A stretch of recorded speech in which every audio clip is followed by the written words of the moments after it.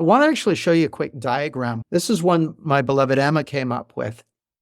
It's just a way of thinking about our being, you could say. So at the bottom of this triangle is formless energy. You know, you might call it mind, consciousness, and thought. You might call it source energy or God or divine intelligence. David Bohm calls it the implicate order. You call it what you like. It's energy, formless energy. In the middle, we've got soul or unique essence. And my way of thinking about it is this, that, you know, if the principles are the allness, they're all that is that energy, your soul or your spirit, however you want to think about it, that's a local instantiation in you of that universal divinity. So I'll give you a metaphor for this. Hands up if you're currently where you are, thanks in some part to gravity. Gravity's holding you to your chair or whatever, right? Now, gravity, as you may know, is a universal principle. It's everywhere in the universe all at once, even on the moon. The strength of the gravitational field varies depending on where in the universe you are, but everywhere in the universe there's gravity, except maybe inside a black hole. My physics isn't that strong. But yeah, there's gravity everywhere. It's a universal principle, but it's your bum that it's holding to the chair. So you're experiencing a local instantiation of that universal principle. Well, the principles, they're everywhere. They're, you know, as Sid Banks put it, he said, he was once asked, what even is reality anyway? And he said, reality is a divine illusion suspended in the boundaries of time, space, and matter. Reality is a divine illusion suspended in the boundaries of time, space, and matter. So the principles are what everything is made of, and it's what's outside of everything as well. But your soul, your spirit, your unique beingness, your inner being, your true self, your true identity is a local instantiation of that universal principle. It's the spark of that universal totality that shows up at the heart of your being. And it's there in you. And when I connect with another human being, it's who we really are that's connecting, right?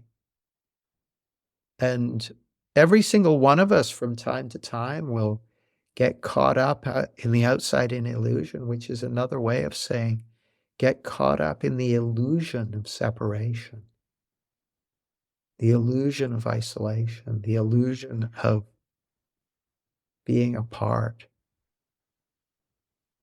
But it is an illusion. The fact of the matter is you can never be separate from the oneness that is everything. You can never be separate from the spark of consciousness that resides at the heart of your being. Never, ever, ever. Not even for a little bit. So that true identity is at the heart of your being all the time. No exceptions. It never leaves you. Your personality might get in the way of it from time to time. I see Susie Spence here. I remember having a conversation with lovely Susie Spence in 2015 with the express objective of helping her catch a glimpse of who she really is. And at the time, Susie said, this is all on the internet on video, so I'm not breaking any confidences here. At the time, Susie said, what if I don't like what I find? I'm like, there's no chance you wouldn't like what you find. No chance. Because it's the truth and peace of beauty of all things. It's love. Who you really are is love.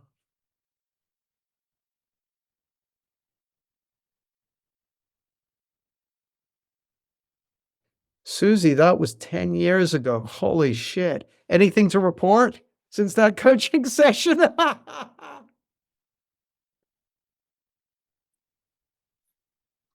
That actually brought tears to my eyes remembering that, because whilst I've gone in and out of that sense of connection many, many times since then, I'd completely forgotten how, I thought I was ugly inside. Yeah. I was terrified of this kind of dark, ugly space. I thought I was different. I could see it so clearly in everyone else, this beautiful spark, always had done, I think. But I just couldn't get it that I was that as well. Couldn't see it. And I've never gone back. Yeah, I've never gone back to that. I've never seen that. Yeah. That's you, that is. That beauty, that peace, that joy, it's in everyone. I love what you said, Susie. It's not personal. It's not personal. It's there in everyone. Thanks, Susie. Okay. So yeah,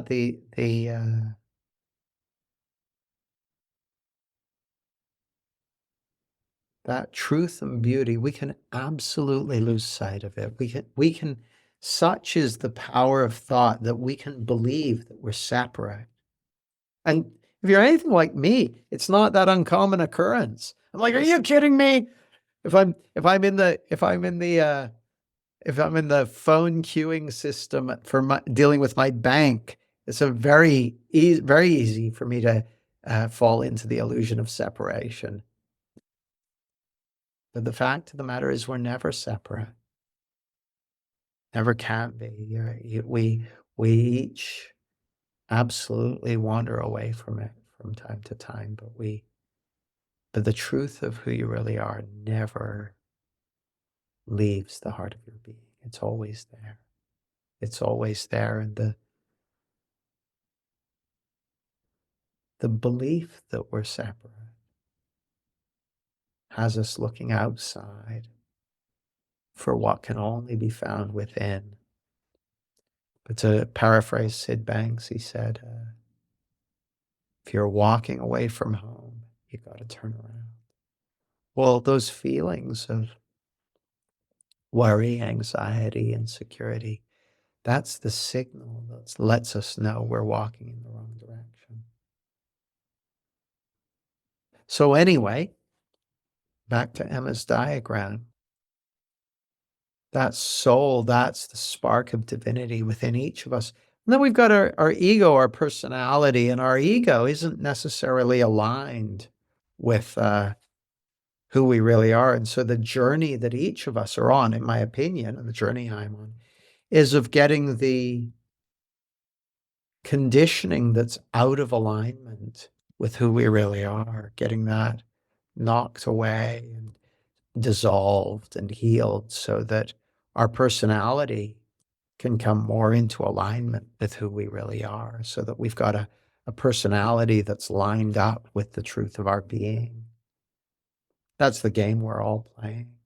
That's what Emma and I are both pointing to in all our work. And that's what's going on for each of us. For each of us, we each get different servings of material for transformation to bring us more into alignment with the wholeness of our being.